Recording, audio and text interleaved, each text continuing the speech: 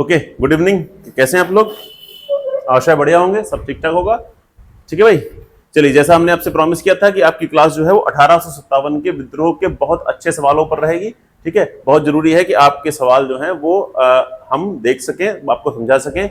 आज किसी कारणवश टेक्निकल इशू होने की वजह से आपके जो कमेंट्स हैं वो हम तक नहीं पहुंच पाएंगे। ठीक है, तो हम फिलहाल क्योंकि कमेंट्स शो नहीं हो रहे हैं, पता नहीं क्या इशू है, बहुत देर से प्रयास कर रहे थे, तो हम यहां से क्या करेंगे, हम आपको क्वेश्चंस दे रहे हैं, साथ में सब क्वेश्चंस को समझाएंगे, ऑप्शन समझाएंगे, फिर हम आपको व्याख्या कर देंगे। लेकिन हम आपके आंसर आज जान नहीं पाएंगे क्योंकि आपका टेक्निकल रीजन से आपकी जो कमेंट्स हैं वो ऑफ हो गए हैं, पता नहीं क्या वजह है। खैर जो भी हो, ध्यान रखना। अब क्या करेंगे, हम आपकी क्लास जो है शुरू करते हैं। चलिए, जैसा बताया था हमने, टॉपिक आपका क्लियर है। टॉपिक है 1857 के विद्रोह पर ही सवाल है, तो हम लोग उन्हीं पर बात करेंगे। क्वेश्चन हम आपको दे रहे हैं, आप ध्यान से सुनिए, पढ़िए, समझिए और उसकी हम व्याख्या भी आपको करवा देंगे। ठीक है भाई, चलिए देखिए क्या कर रहा है। पहला क्वेश्चन, पहला कह रहा है 57 के विद्रोह का तात्कालिक कारण क्या था। ठीक है भाई, देखो बच्चा, ध्यान सुनो बच्चा। सबसे पहली बात, जिन बच्चों को नहीं पता है वो सुन ले। जब अंग्रेजों ने 1757 में कौन सा युद्ध जीता था? प्लासी। 1757 में प्लासी का युद्ध जीतने के बाद अंग्रेजों ने भारत की सत्ता पर अपना अधिकार किया। जब उन्होंने सत्ता पर अधिकार किया, अधिकार करने के परिणाम स्वरूप उन्होंने भारत में कई नीतियां लागू की, चाहे वो राजस्व की नीतियां हो, चाहे वो आपका स्थायी बंदोबस्त हो, रैयतवाड़ी हो, महालवाड़ी हो, आपका जमींदारी हो, सारी व्यवस्थाएं लागू की। सेना में परिवर्तन किए, समाज में परिवर्तन किए। बहुत लंबे समय तक, यानी लगभग 100 वर्षों के शासनकाल में अंग्रेजों की जितनी नीतियां रही, उन सभी नीतियों का जो जनता ने विरोध किया है, उस विरोध का परिणाम क्या था? 57 का विद्रोह। लेकिन वो पूछ रहा है इस विरोध का तात्कालिक कारण क्या था, यानी सबसे पहले किस वजह से विद्रोह हुआ। ठीक है भाई, तो ध्यान रखना, तात्कालिक जब पूछेगा बच्चा, ध्यान रखना इसका कारण क्या होगा। ध्यान रखिएगा, जब बच्चा 1856 के दिसंबर में अंग्रेजों के जो सेना में राइफलें थी, उनका नाम था ब्राउन बैस। सुनते जाओ, सेना की ब्राउन बैस राइफलों को चेंज किया गया और नई राइफल लाई गई, उनका नाम था न्यू इनफील्ड राइफल। क्या नाम था? New Enfield rifle. New Enfield rifle लाई गई। उन राइफल से क्या हुआ, उनके जो कारतूस थे, उन कारतूसों में ऐसा बताया गया कि उसमें गाय और सुअर की चर्बी लगी हुई है, और भारतीय सेना के सैनिकों ने उन चर्बी वाले कारतूसों का प्रयोग करने से मना कर दिया। यही कारण है कि बच्चा ऑप्शन क्या हो जाएगा? बिल्कुल ठीक है, ए, जिसमें आपके चर्बी कारतूस लगा विरोध किया गया। इसी कारण से 27 मार्च, ध्यान सुनना, 27 मार्च 1857 को बैरकपुर में मंगल पांडे ने विद्रोह किया। ठीक है, उसे 8 अप्रैल को फांसी हो गई। फांसी हुई थी मंगल पांडे को 8 अप्रैल 1857 को फांसी हो गई। फांसी होने के बाद में अगली जो कहानी हुई वो ये हुई कि आपके 10 मई 1857 को मेरठ से, ध्यान, कहां से? मेरठ से विद्रोह की औपचारिक शुरुआत हो गई। ठीक है भाई, तो बच्चा आंसर जिनका भी होगा ए, क्योंकि कमेंट्स में दिख नहीं रहे। ठीक है, आपके जो डिवाइसेस हैं उसमें कहीं कमेंट नहीं चल रहे, पता नहीं शायद मास्टर वीडियो ही ऑफ हुआ है, कुछ भी समस्या रही होगी। ठीक है, हाँ, तो बच्चा ध्यान ना, आपके जो इसका आंसर क्या होगा? ए होगा। ठीक है भाई, आप लोग अपने हिसाब से आंसर दे दीजिएगा। अगला सवाल क्या कह रहा है? अगला कह रहा है 57 के विद्रोह के प्रमुख कारण क्या थे। सबसे पहले क्या कारण थे 57 के विद्रोह के, आपको बताना है। पहला कह रहा है बच्चा कि आपका नंबर 1, ब्रिटिशों द्वारा देश का आर्थिक शोषण। ठीक है, दूसरा, प्रशासन के निचले स्तर पर भ्रष्टाचार। ऑप्शन सी, डलहौजी द्वारा अवध का विलय। ठीक है भाई, वो कह रहा है आपका इनमें से क्या होगा, क्या रहा होगा वजह। देखो, प्रमुख पूछ रहा है, क्या कारण पूछ रहा है? वो प्रमुख पूछ रहा है। देखो, कारण तो सारे हैं। अंग्रेजों की जितनी नीतियां थी वो केवल ब्रिटेन के हित में थी, ना कि भारतीयों के हित में थी। उसके बावजूद भी वो जानना चाहता है कि इन सब कारणों में सबसे प्रमुख कारण क्या रहा होगा। ठीक है भाई, हाँ, आंसर दिए जल्दी से, शाबाश, बताइए। ठीक है, देखो बच्चा, सबसे पहली बात तो शोषण तो रहा ही था कि ब्रिटेन ने बहुत बड़े स्तर पे हमारा शोषण किया। दूसरा बच्चा कह रहा है डलहौजी का 1856 में जो अवध का विलय हुआ। कब हुआ विलय? 1856 में अवध का विलय हुआ है। उस विलय के बाद भी क्या हुआ है? बहुत बड़े स्तर पर आपका विद्रोह हुआ। और तीसरा कारण यह भी रहा है कि जो निचले स्तर पर भ्रष्टाचार चल रहा था, लोगों की, आपके ब्रिटिश लोगों के द्वारा, ब्रिटिश चाहे वो जज हो, न्यायपालिका हो, या प्रशासन हो, पुलिस हो, ये लोग जो जनता के साथ में भ्रष्टाचार कर रहे थे, आपको पता है भारतीय भ्रष्टाचार जो है वो अंग्रेजों की ही देन है। ठीक है भाई, ध्यान रखिएगा। तो आंसर क्या होगा? इसका आंसर होगा ऑप्शन नंबर डी, यानी कि सारे के सारे। देखो भाई, अब करोगे क्या? जब वो सवाल आपसे पूछ रहा है विद्रोह के कारण, निगेटिव पूछ रहा है, निगेटिव पूछ रहा है ना, तो सारे ऑप्शन जो निगेटिव हैं वो सब क्या हो जाएंगे? सही। और ये तीनों क्या है? निगेटिव ऑप्शन ही है। अगला सवाल क्या कह रहा है? डलहौजी के द्वारा, डलहौजी कौन था बच्चा? एक वाइस गवर्नर जनरल है जो 1846 के राष्ट्र में आया है। 48 में उसने जो है हड़प नीति को शुरू किया। कह रहा है कि डलहौजी ने कुछ उपाय ने भारत में गंभीर असंतोष को जन्म दिया, जिसके कारण 57 का विद्रोह हुआ। अब वो कह रहा है कि इनमें से कौन एक नहीं था। देखो, डलहौजी ने जितने काम किए हैं उसमें से बहुत से काम ऐसे थे जिस कारण से विद्रोह बहुत तेजी से फैला। अब वो कह रहा है इनमें से कौन सा एक कारण ऐसा नहीं है। अब ध्यान सुनो, इसका मतलब क्या हुआ बच्चा? कि वो पूछ रहा है सवाल निगेटिव। क्वेश्चन टिक कर टैगल कैसे करोगे, निगेटिव पूछ रहा है। ठीक, पहला हड़प नीति का सिद्ध, भाई ये डलहौजी की ही नीति है, यही तो जनक बन गई कि तो कतई घोर घनघोर निगेटिव है। सतारा, जैतपुर, उदयपुर, संभल, नागपुर आपका, उसके बाद में अवध, झांसी, इन सबका जो विलय किया गया वो आपकी हड़प नीति के तहत ही किया गया। दूसरा देखिए धर्म और जाति संबंधी नुकसान, भाई इन्होंने डलहौजी ने क्या किया, डलहौजी ने हमारी सेनाओं के जो धार्मिक चिन्ह हैं उन्हें खत्म करवा दिया और क्या किया है, विरोध किया है। तो ये भी बिल्कुल सही है, ये सही है, बी सही है। तीसरा देखिए कई शासकों के खिताब और पेंशन का उन्मूलन, बिल्कुल ठीक है बच्चा, ध्यान रखना, डलहौजी ही वो शासक है जिसने मुगल बादशाह बहादुर शाह जफर को राजा मानने से, सम्राट मानने से मना कर दिया। ये भी सही है, यानी ये भी क्या हो गया, निगेटिव हो गया। अब कह रहा शैक्षिक सुधार, भाई सुधार तो अच्छी चीज है, सोचिए सुधार तो क्या है, अच्छी चीज है, अगर सुधार करोगे तो विरोध क्यों होगा, सुधार तो बढ़िया चीज है। तो सवाल क्या था, निगेटिव, तो निगेटिव सारे क्या होगा, ठीक, यानी कौन सा नहीं है, तो आपका ये नहीं था, बाकी सब तो कारण थे, एक कारण नहीं था, यानी ऑप्शन क्या हो जाएगा, डी। जिनका आंसर डी होगा वो बिल्कुल सारे के सारे क्या होंगे, ठीक होंगे। अगला 57 के विद्रोह के लिए निम्न में से कौन सा एक सैन्य कारण जिम्मेदार है, बताइए कौन सा एक सैन्य कारण है जो जिम्मेदार था। पहला कह रहा है भारतीय और ब्रिटिश सैनिकों के मध्य वेतन और पेंशन संबंधी मुद्दे, यानी वो कह रहा है कौन सा एक सैन्य कारण, देखो आर्थिक कारण, सामाजिक कारण, राजनीतिक कारण और सैन्य कारण बड़े महत्वपूर्ण हैं कि सेना में असंतोष फैल गया। देखो एक बात ध्यान रखना बच्चा, हमेशा सेना के असंतोष से सरकारें हमेशा डरी हैं, सरकार जानती है कि अगर सेना में असंतोष फैला तो सेना तख्ता पलट कर देगी, इसे बोलते हैं कू डिटा, क्या बोलते हैं लैटिन भाषा में कू डिटा बोलते हैं। जैसे आप अभी देख रहे हैं हाल ही में बांग्लादेश में क्या हुआ, बांग्लादेश में ऐसा विद्रोह हुआ कि सेना कंट्रोल में आ गई, पावर में आ गई और वहां की प्रधानमंत्री को भाग के भारत आना पड़ा। उससे पहले म्यांमार देखिए, आंग सान सू की क्या हुआ, उससे पहले नाइजीरिया देखिए, पाकिस्तान तो मतलब देखते रहते हैं हम लोग, न जाने कितनी बार तख्ता पलट हुआ है। ठीक है, यानी कि कहने का मतलब क्या हुआ, जब जब सेना आपके असंतोष में आएगी सेना विद्रोह कर बैठेगी, और सेना का किया गया विद्रोह कभी भी जो है वो सरकार को पलट कर ही रहता है। यही कारण है, सोच के देखिए जब बांग्लादेश में सैन्य विद्रोह हुआ तो इंदिरा गांधी जो अपने आप को दुनिया के ताकतवर नेताओं में मानती थी, इंदिरा गांधी को कभी आप पढ़ने बैठेंगे, इंदिरा गांधी ने जो अपने आप को जो कहती थी कि मैं वाकई आयरन लेडी हूं, ताकतवर हूं, ये हूं वो हूं, जब उनको सुनने को मिला कि सेना विद्रोह कर सकती है, उन्होंने हमारे सेना अधिकारी कैप्टन जो आपके जनरल सैम जी मानेकशॉ थे, मानेकशॉ साहब से बुला, कहा क्या आप भी सैन्य विद्रोह करने के इरादे में हैं? तो सैम मानेकशॉ ने कहा कि मैडम हमें क्षमताएं हैं लेकिन हमारी नियत नहीं। ठीक है भाई, ध्यान रखिएगा।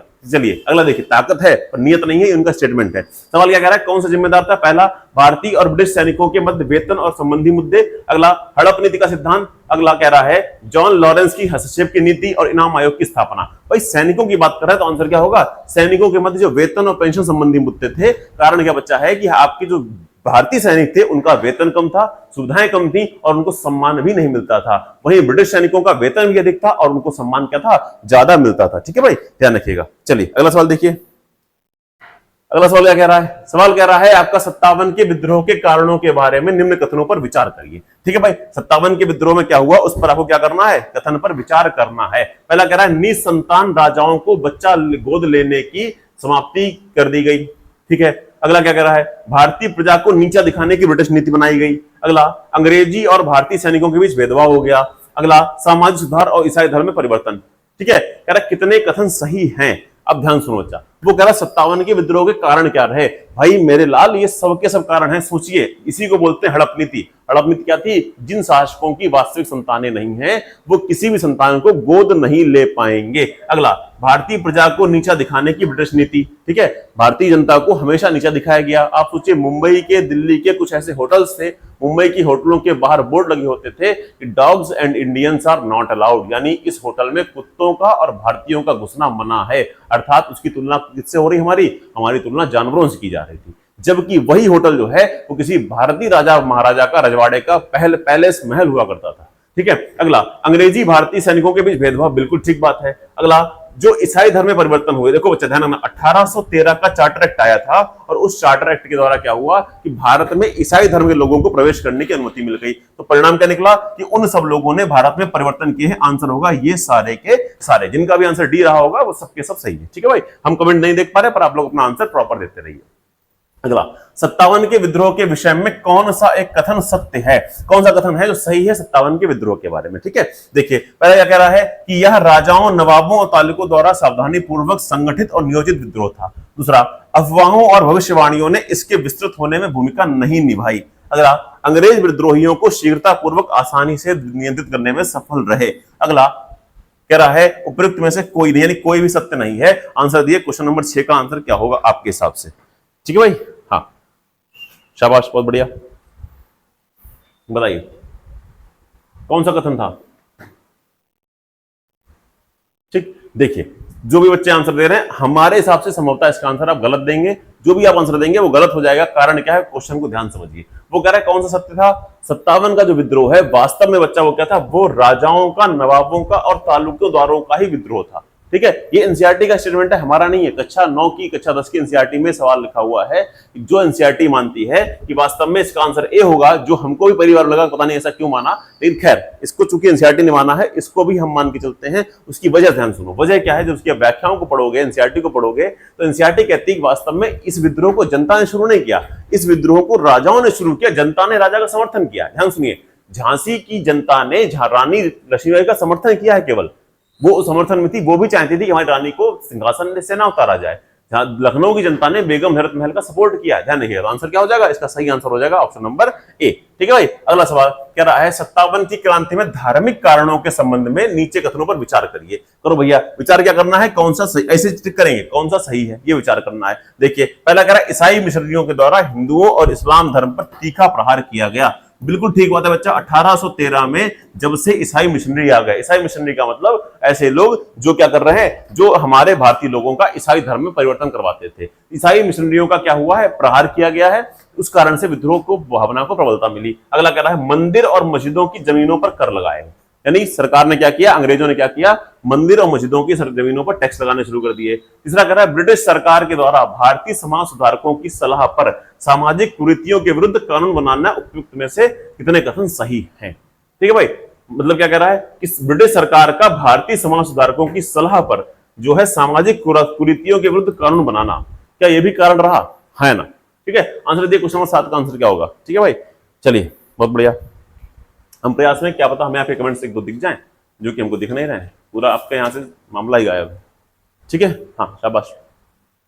देखो ध्यान सुनो, पहला एकदम बिल्कुल सही है, ईसाई मिशनरियों ने क्या किया था, प्रहार किया था। दूसरा देखिए बच्चा क्या है, अंग्रेजों ने धार्मिक कारणों को बढ़ाया, वो मंदिर मस्जिदों पर टैक्स लेना शुरू कर दिए थे। अंग्रेज चाहते थे कैसे करके पैसा आए, चाहे मंदिर से आए, मस्जिद से आए, धर्म से आए, कहीं से आए, पैसा आए, जितना ज्यादा आए उतना अच्छा। देखो सरकार आज भी टैक्स लेती है, पर सरकार टैक्स लेते समय ध्यान रखती है कि कहां पर से कितना टैक्स लेना है। सरकार गरीबों से टैक्स नहीं लेती है। सरकार कहती है पैसा कमाइए, पैसा दीजिए। जिसकी आय ही नहीं है वो आयकर क्यों देगा? जो सेवा ले नहीं रहा वो सेवा कर क्यों देगा? सीधी सी बात है, सरकार भी जानती है। सरकार क्या करती है, जो जैसे मान लो आप कोई महंगी शर्ट लेने जाते हैं, जैसे मान लो बहुत महंगी शर्ट है, अगर कोई आप महंगे कपड़े पहनते हैं तो महंगे कपड़े आप पहनेंगे, इस पर क्या सरकार क्या जानती है? सरकार जानती है भाई आप महंगे कपड़े पहन रहे हैं तो आप इस पर टैक्स दीजिए, सीधी सी बात है। अगर भाई आप खादी के खद्दर कपड़े पहनते हैं, सरकार टैक्स नहीं लेती, कहती जाओ, क्योंकि सरकार जानती है भाई अगर आपके पास 300 रुपए हैं और उस 300 रुपए में आप शर्ट लेने जा रहे हैं, इसका मतलब है आप मजबूरी में अपनी आवश्यकताओं की पूर्ति कर रहे हैं केवल। लेकिन अगर वही आप 3000 रुपए की शर्ट लेने जा रहे हैं, सरकार जानती भाई शर्ट तो 300 की भी आती है, तुम 3000 क्यों ले रहे हो? इसका मतलब तुमको क्या है, शर्ट पहनने का, कपड़े लेने का शौक है। शौक पूरा करिए, बशर्ते हमको 28% चुपचाप निकाल के टैक्स दे दीजिए, खत्म। ये फंडा है। अंग्रेजों का क्या था, नहीं चाहे 300 हो, चाहे 3000 हो, चाहे जो हम भैया टैक्स लेकर रहेंगे, चाहे जो हो जाए। ठीक है, तो ये भी सही था। अगला क्या है, जो अंग्रेजों ने समाज में सुधार किया। देखो हुआ क्या, जो समाज की पुराने लोग थे, पुरातनपंथी लोग थे, उन्होंने समाज में होने वाले परिवर्तनों का विरोध किया। उन्होंने कहा कि हम अंग्रेजों के सुधारों को स्वीकार नहीं करेंगे, और यही कारण था कि इन तीनों कारणों से क्या हुआ, विद्रोह हुआ। आंसर होगा सारे के सारे। अगला सवाल, कौन 57 के विद्रोह में सुमेलित नहीं है? आसान है भाई, बताइए। लखनऊ में सबकी डेट आपको बतानी है, ठीक है भाई, हाँ सबकी डेट बताइए। बहुत आसान सवाल है यार, इससे आसान सवाल क्या लोगे बाबू? ध्यान रखना, विद्रोह शुरू हुआ है 10 मई को मेरठ में। कहां से हुआ है? 10 मई को मेरठ से शुरू हुआ, और 11 मई को विद्रोह कहां पहुंचा है? 11 मई की शाम को ये लोग दिल्ली पहुंचे। कहां पहुंचे हैं? दिल्ली। फिर यहीं से बाद में घोषणा हुई है, और दिल्ली के बाद में विद्रोह पूरे भारत में होना शुरू हो गया।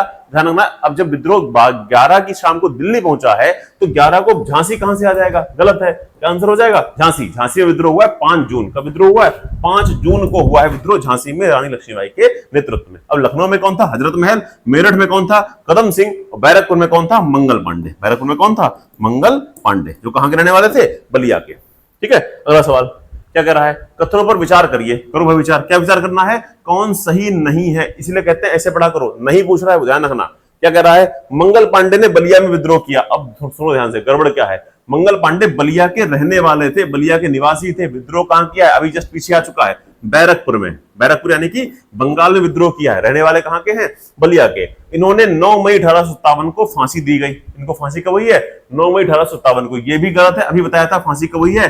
8 अप्रैल 1857 को फांसी हुई है। कौन सा सही नहीं है? तो 1 और 2 दोनों ही सही नहीं है। ध्यान रखना, ऐसे निकालोगे क्वेश्चन, ना तो पहला सही है ना ही दूसरा, यानी ऑप्शन क्या हो जाएगा? 1 और 2 दोनों। अगला कह रहा है बहादुर शाह जफर यानी भारत का अंतिम मुगल सम्राट के बारे में कौन सा कथन सत्य है यानी कि सही है? पहला कह रहा है 57 में उन्हें बंदी बना लिया गया, ठीक है, उन पर मुकदमा चलाया गया और उन्हें भूटान भेज दिया गया। सत्य है पूछा। अच्छा, उनकी मृत्यु 1865 में हुई। अगला, उनके बड़े बेटे का उत्तराधिकारी घोषित किया गया। बताइए क्या होगा आंसर? ठीक है, आप लोग आंसर दे चुके होंगे मेरे हिसाब से। बाबू ध्यान रखना, बहादुर शाह जफर भारत का अंतिम सम्राट था और इन्हें बात ध्यान, इन्हें हुमायूं के मकबरे से गिरफ्तार किया गया था। कहां से गिरफ्तार किया गया? इनको जो है हुमायूं के मकबरे से 1857 में ही क्या किया गया था? गिरफ्तार। पहला सही पूछा है, पहला कथन ही बिल्कुल सही है। ध्यान रखिएगा, कहां से किया गया? हुमायूं के मकबरे से गिरफ्तारी हुई है। ठीक है भाई, ध्यान रखिएगा। और इन्हें भूटान नहीं, कहां भेजा गया था? म्यांमार के रंगून में। कहां भेजा गया था? रंगून भेजा गया था। और इनकी मृत्यु 1862 में हुई है, ना कि 1859 में। उसके बाद इनके किसी बेटे को उत्तराधिकारी घोषित नहीं किया गया था, यह भी ध्यान रखिएगा। और यह भी गजब किया, ध्यान रखना, इनको धोखा देने वाली कौन थी? इनकी अपनी पत्नी जीनत महल। सोचिए, बहादुर शाह जफर को पकड़वाने में उनकी पत्नी ने ही क्या किया था? सहयोग किया था। ठीक है भाई जी, क्या हुआ? ठीक है, चलो। हाँ, क्या स्पीड ज्यादा है क्या? कुछ ऐसा कुछ है क्या भाई? देख लेना, अगर स्पीड ज्यादा बता देना। कोशिश करो कि कान, आंख, नाक, कान ध्यान से है। चलिए अगला सवाल देखिए। उनके बेटे को उत्तराधिकारी गलत है, आंसर सही है आपका। इनकी पत्नी जीनत महल को अंग्रेजों ने कहा कि अगर आप हमको बता देंगी राजा साहब कहां छुपे हुए हैं, हम आपको छोड़ देंगे, हम आपको कुछ और भी कुछ देंगे, कुछ छूट देंगे। खुश हो गई। इन्होंने अपनी जान बचाने के लिए राजा साहब को फंसा दिया और अब बता दिया कि वो कहां छिपे हैं? हुमायूं के मकबरे में। इसी कारण से ध्यान रखना कि धोखा कहीं पर कोई भी दे सकता है। अगला, दिल्ली में प्रतीक के रूप में नेता बहादुर शाह जफर थे, किंतु वास्तविक कौन था? बढ़िया, देखो, सैनिक कमेटी का नाम था कोलाहल। क्या नाम था? कोलाहल कमेटी। इसका और भी नाम मिलते हैं, पर कोलाहल नाम था इसका। कोलाहल कमेटी का असली नेता कौन था? देखो, बहादुर शाह जफर की उम्र थी 92 साल, 92-94 साल इनकी उम्र है। कतई मर जाने की अवस्था में है, इतनी अवस्था में है अगर कसके कोई चिल्लाते तो उनका हार्ट अटैक हो जाए। 92-94 साल में क्या कर सकता है आदमी? लेकिन चूंकि सम्राट है तो सम्राट को बनाना है, सम्राट बना भी दिया गया। लेकिन जो असली नेतृत्व था वो किसी और को दिया गया। वो पूछ रहा है किसको दिया गया? आंसर आप लोग बिल्कुल ठीक देना, बिल्कुल सही। जिन बच्चों का आंसर है ऑप्शन नंबर सी, बख्त खां। बख्त खां ध्यान रखना, आप खान बहादुर खान भी बोलते हैं, बख्त खां भी बोलते हैं। इनको वास्तविक नेतृत्व दिया गया था। ठीक है भाई, आंसर क्या होगा? Option number C. अगला सवाल देखिए, कह रहा है निम्न कथनों पर विचार करिए। विचार करिए, विचार क्या करना है? कौन सा सही है? क्वेश्चन ऐसे टिक करना, पहले ऊपर तुरंत नीचे। अब स्टेटमेंट पढ़ेंगे। देखो, जब हम सही पढ़ लेंगे तो हमारे दिमाग में सही चीज चलेगी, पॉजिटिव चलेगा। कह रहा है 57 के विद्रोह की शक्ति हिंदू मुस्लिम एकता में थी। ये बात बच्चा बिल्कुल सही है। यही वो कारण है कि हम लोग क्या हुए। अब आप सोच के देखिए, नाना साहब, सोचिए एक मुस्लिम कौन है? मुस्लिम आदमी का नाम है बहादुर शाह जफर, जो मुगल सम्राट है। बाद में काम कौन करा? नाना साहब। उनके संग में कौन है? उनके जो आपके नाना साहब के सेनापति थे, वो उनका नाम, वो मुस्लिम थे। ठीक है, उनका नाम देखिए, दिमाग से उतर गया, हमारे स्लिप हो गया दिमाग से भी। वो मुस्लिम थे, जो सेनापति थे। ठीक है, आप सोचिए रानी लक्ष्मीबाई के साथ में मुस्लिम लोग लगे हुए हैं। यानी हमारे यहाँ हिंदू मुस्लिम, आप देखिए लियाकत अली इलाहाबाद से, मौलवी अहमदुल्ला फैजाबाद से। ठीक है, यानी बहुत से हिंदू मुस्लिम लोग मिल मिलकर क्या कर रहे हैं? विद्रोह लड़ रहे हैं। अंग्रेज ये बात समझ गए थे कि अगर भारतीयों को तोड़ना है तो हिंदुओं को मुसलमानों से अलग करिए। और बाद में इन्होंने इस पर ही काम किया और ये अंततः सफल भी हुए। सफलता का परिणाम है 1947 में बनाया गया पाकिस्तान। अगला कह रहा है सभी विद्रोहियों ने बहादुर शाह जफर को सम्राट मानने से इनकार कर दिया। ये कथन गलत है। सबने स्वीकार कर दिया था कि हाँ भाई, इनको हम सम्राट मानेंगे। अगला कह रहा है 57 के विद्रोह के प्रमुख केंद्र दिल्ली थे, कानपुर थे, लखनऊ थे, झांसी थे। ये बात बिल्कुल सही है। 1 और 3 जहां भी मिल जाएगा वो सही हो जाएगा, यानी ऑप्शन क्या हो जाएगा? Option number C. अगला सवाल देखिए, कह रहा है 57 के विद्रोह के नेताओं के बारे में निम्न कथनों पर विचार करिए। क्या विचार करना है? कौन सा सही है? ठीक है भाई, सिंपल सा लॉजिक है। विचार करना है, विचार क्या करना है? कौन सा सही है? पहला, तात्या टोपे नाना साहब का विश्वसनीय सेवक था।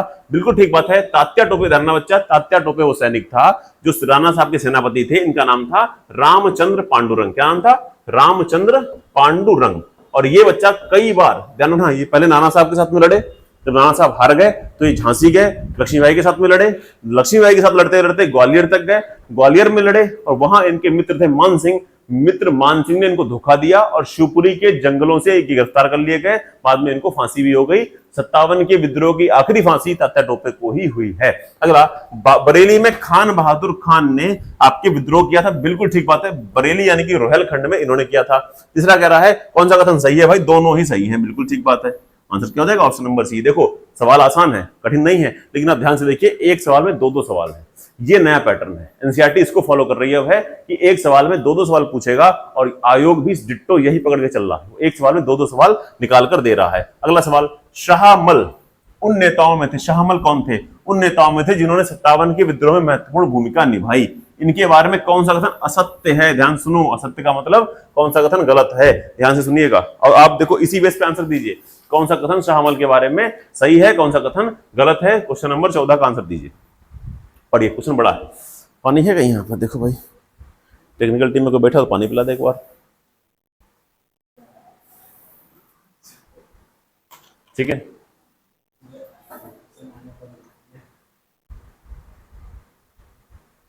देखो हम जानबूझ के फ्लो में और तेज बोलते हैं ताकि आपका ध्यान भंग ना हो।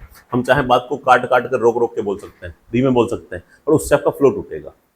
बहुत जरूरी है फ्लो में सुनना, फ्लो में बोलना, ठीक है। देखिए क्वेश्चन क्या कह रहा है। क्वेश्चन कह रहा है बच्चा कि शाहमल ने 84 देश के जमींदार काश्तकारों को लामबंद किया, ठीक है। अगला, उसने एक अंग्रेज अधिकारी के आवास पर अधिकार करके उसे न्याय के हाल में बदल दिया।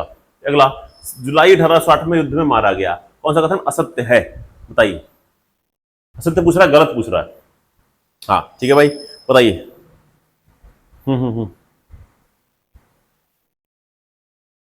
ठीक है,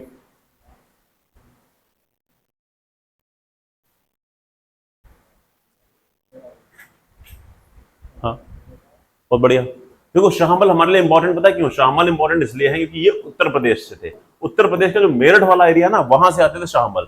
शाहमल जाट थे। क्या थे ये भाई? ये जाट थे। इन्होंने जाटों का नेतृत्व किया था। बड़ा गांव एक जगह पड़ती है, वहां से विद्रोह का नेतृत्व किया। ध्यान रखना शाहमल ने, और एक गजब के आदमी थे भाई। इन्होंने, बच्चा ध्यान रखना, इनका नाम क्योंकि इतना हाईलाइट जरूर नहीं हुआ, पर इन्होंने बहुत गजब की लड़ा था, विद्रोह किया था। इन्होंने कई लोगों को, जमींदारों को लामबंद भी किया था। जमींदारों से कहा था कि आप साथ में आइए, क्योंकि इन्होंने स्पष्ट कह दिया था खुले मंच से कि जो जमींदार आज साथ में खड़े नहीं होंगे, ये देश समाज उनको माफ नहीं करेगा, वो जो है उनकी पुश्तें उन्हें माफ नहीं करेंगी। इस तरीके से उन्होंने कई भाषण ऐसे दिए थे कि जमींदार साथ में खड़े हुए, ठीक है। उसके बाद इन्होंने ही क्या किया था बच्चा? आपके सरकारी आवास पर कब्जा कर लिया और उसको न्याय का हल बनाया और न्यायाधीश की नियुक्ति कर डाली कि जो अब होगा, यहां से न्याय होगा, वही न्याय क्या होगा? सर्वमान्य होगा। लेकिन बाबू ध्यान रखना, इनकी मृत्यु 1860 में नहीं हुई थी। इनकी मृत्यु जुलाई 1857 में हुई थी। कब हुई थी? जुलाई 1857 में इनकी मृत्यु हुई थी, ना कि 1860 में। यानी उसने पूछा क्या था? असत्य, जो है ऑप्शन केवल नंबर 3, यानी ऑप्शन क्या हो जाएगा? सी। जिनका भी आंसर सी है वो सबके बिल्कुल ही सही है। अगला, कौन सा कथन असत्य है, गलत कौन सा कथन है? कह रहा है 57 के विद्रोह के दौरान अंग्रेजों ने सबसे पहले कानपुर पर अधिकार किया। दूसरा, अंग्रेजों ने सितंबर 1857 को दिल्ली पर अधिकार किया। उसके बाद दिल्ली के पतन के बाद विद्रोह का केंद्र बिंदु नष्ट हो गया। कह रहा 59 के अंत तक भारत पर ब्रिटिश सत्ता पूरी तरीके से स्थापित हो गई। असत्य पूछ रहा है वो। क्या पूछ रहा है? असत्य कौन सा था, गलत कौन सा था, ये आपको बताना है, ठीक है भाई। बताइए कौन सा कथन असत्य है।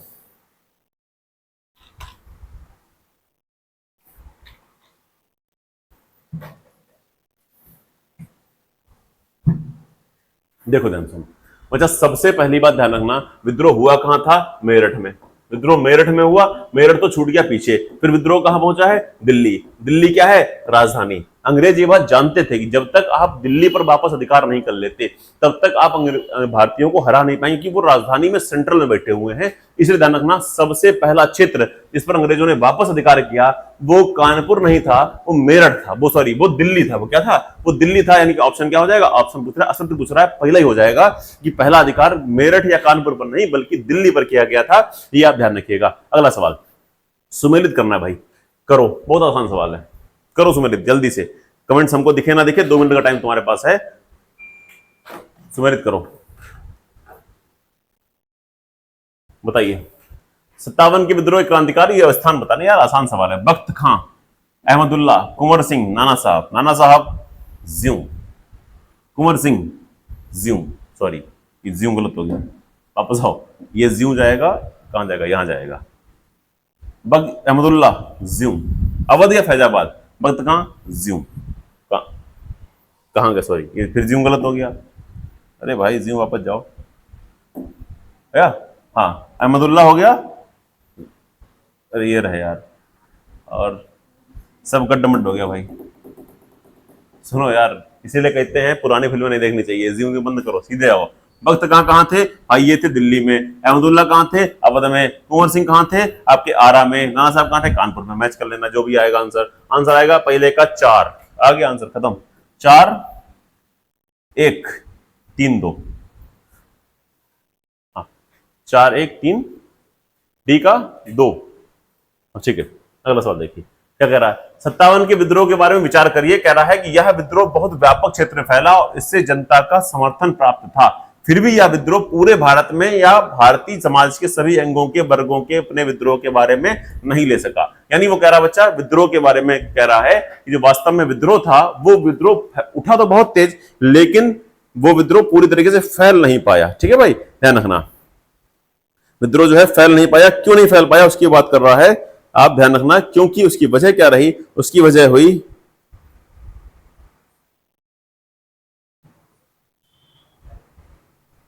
एक सेकंड रुकना बच्चा, मैसेज डाल दें, क्या पता चीजें ठीक हो जाए, कमेंट दिख जाए।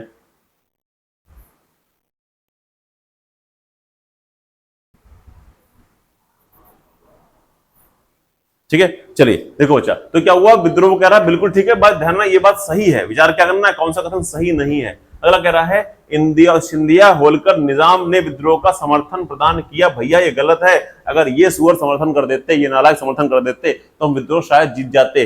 कैनिंग ने कहा था कि अगर सिंधिया हमारे साथ होते, होलकर हमारे साथ में होते, निजाम हमारे साथ, वो निजाम विद्रोह कर देते तो हम विद्रोह हार जाते। आंसर क्या पूछा, गलत पूछा है, दूसरा क्या हो जाएगा, दूसरा हो जाएगा, ध्यान रखना। ठीक है भाई, अगला सवाल क्या कह रहा है, 57 के विद्रोह के बाद में अंग्रेजों के द्वारा क्रूर दमन के दौरान निम्न नेताओं में कौन नेपाल भाग गया। ठीक है, देखो नेपाल क्यों भाग गए, एक तो नेपाल भागने का कारण दो थे। पहली बात तो आपका आंसर इसका हो जाएगा, ये तो मैडम आंसर है, ये इनका तो माइका था, ये नेपाल की रहने वाली थी। ठीक है, दूसरा नेपाल का कारण बच्चा क्या है, नेपाल तराई है। तराई का मतलब क्या होता है, दलदली एरिया है जहां घने घने जंगल है। ठीक है, अगर आप जंगलों में भाग जाए, आज भी देखो यूपी के जितना क्रिमिनल भागता है, यूपी बिहार का, सब नेपाल भागता है, क्योंकि उसको पता है नेपाल तक सरकार पहुंच ही नहीं पाती है। नेपाल में जंगल इतने हैं, तराई है, अजीब अजीब रास्ते हैं, वहां सरकारें कैसे घुस पाएंगी, वहां पुलिस कैसे जा पाएगी, इसलिए नेपाल क्या है, भागना आसान है। तो कौन कौन भागा था, तात्या टोपे, कुंवर सिंह, नाना साहब, बेगम हजरत महल।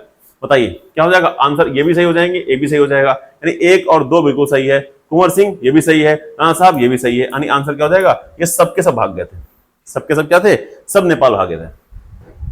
ठीक है, ये कारण नाना साहब को बुलाया था हजरत महल लेके, आ जाओ अब भी आ जाओ, हम भी भाग आए। ठीक है, 57 के विद्रोह के संबंध में कौन सा कथन सत्य है, सभी नेताओं ने एक दूसरे का सहज ढंग से समन्वय स्थापित किया। भैया यही तो गलत है, अगर यही हो गया होता तो विद्रोह जीत नहीं पाते, समन्वय हुआ ही नहीं। झांसी की रानी क्या कर रही है, नाना साहब को पता ही नहीं, नाना साहब क्या कर रहे हैं, दिल्ली वाले को पता ही नहीं, अपना अपना लड़ रहे हैं। अगर मिलके लड़े होते, टीम होती तो शायद जीत जाते। अब अंग्रेजों के पास टीम थी प्रॉपर, अंग्रेजों के पास प्रॉपर सेना थी, टीम थी, समन्वय था, कोऑर्डिनेशन था, वो लड़ रहे थे। अगला देखिए, रानी लक्ष्मीबाई की मृत्यु 57 में हुई थी। अगला देखिए, कुंवर सिंह को एक दोस्त ने धोखा देकर अंग्रेजों के हाथ, ये गलत है, ये काम तात्या टोपे के संग हुआ था। ठीक है, पूछ क्या रहा है वो, सही, ये सही है। लक्ष्मीबाई की मृत्यु जो है 5 जून को विद्रोह हुआ, और बाद में ध्यान रखना ह्यूरोज के संग युद्ध लड़ते हुए रानी लक्ष्मीबाई मारी गई, जिसने ह्यूरोज ने यह भी कहा कि यहां होने वाली महिला क्या है, एकमात्र मर्द है जो विद्रोह लड़ रही है। किसने कहा था, ये ह्यूरोज ने स्टेटमेंट दिया था। अगला और 20वां सवाल, क्या अराजनैतिक इतिहास लेखन के संबंध में निम्न कथनों पर विचार करिए। अराजनैतिक का मतलब होता है जो राजनीति से प्रभावित ना हो। पहला कह रहा है ए.एल. बैशम, भाई ध्यान रखना, गजब आदमी, इसको ध्यान रखना। अगर आपने बैशम साहब को पढ़ा है, a wonder that was India, ये हाँ, इसकी हिंदी में किताब आती है अद्भुत भारत।